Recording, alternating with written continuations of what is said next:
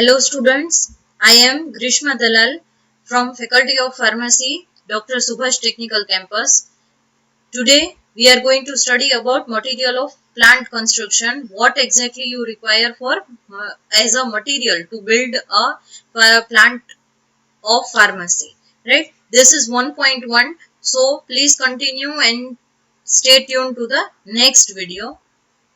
In this, first of all, the basic things, first of all, for any manufacturing of pharmaceuticals, you will require a large number of equipment, and not only for pharmaceuticals, but these also include bulk drugs, antibiotics, biological product.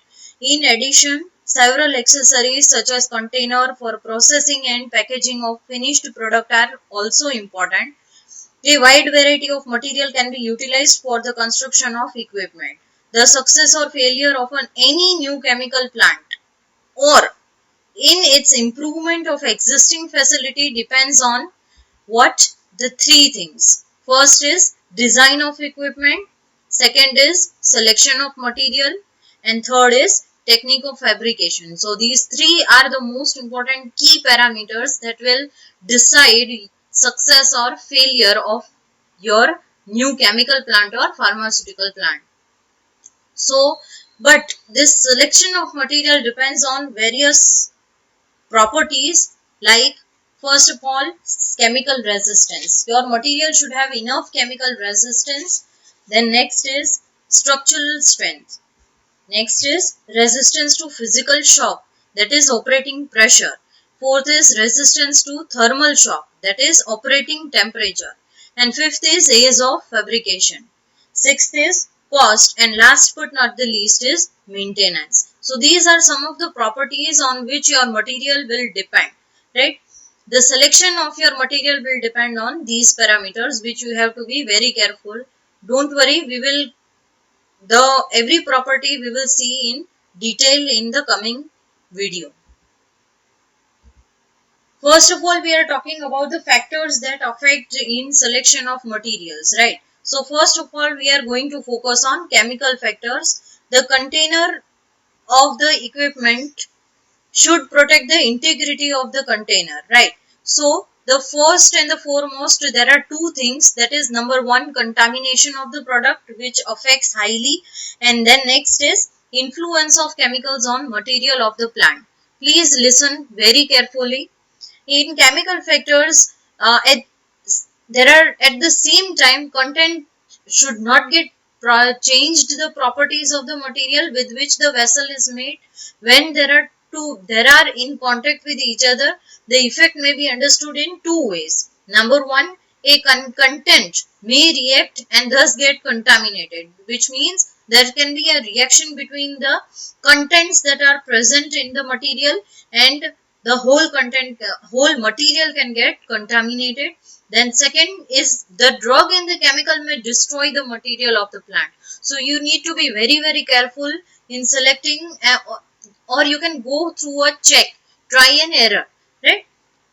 How contamination of product affects: whenever there are impurities that are present in chemical substance or bulk drugs, they can come through any sources. There are many sources from where impurities can enter. The solvent action may cause corrosion, so that the traces of metal ions used in construction tend to pass into solution and contaminate the product. So sometimes there can be a solvent action which can lead to corrosion. Substances such as glass, silica, lead, cast iron, steel, tinned iron, and a variety of alloys are used in construction of plant, and most of them can produce contamination, which we'll see in coming video, right? The second which I was talking is about influence of chemical on the material. Sometimes the solution that come into the contact with the equipment are generally corrosive in nature.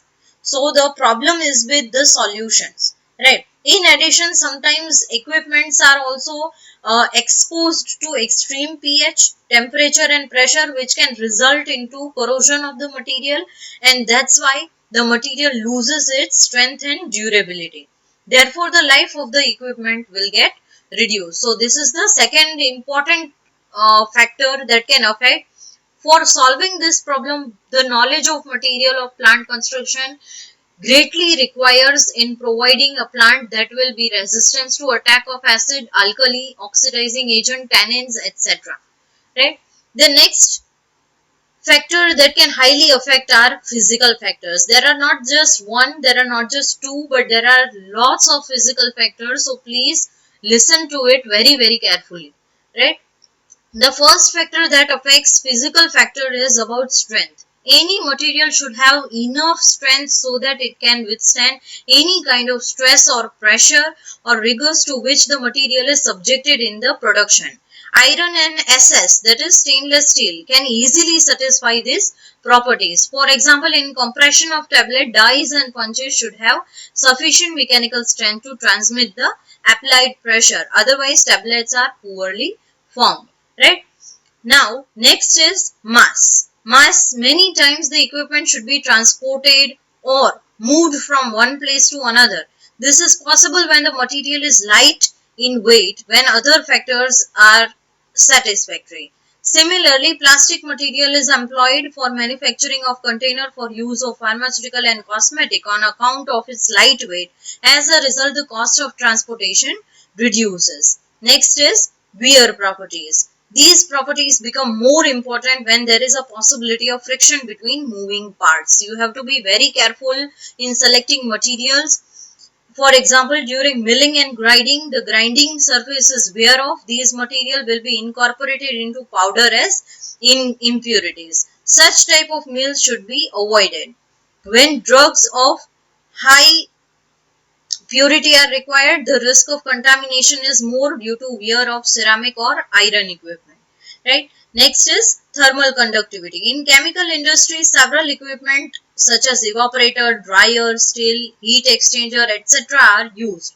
The material should have good fabrication so that they have good thermal conductivity. However, resistance films greatly retard the process of heat transfer. So you have to be very careful in that. For example, iron, glass or graphite tube can be used in fabrication of heat exchanger so that you get good heat transfer.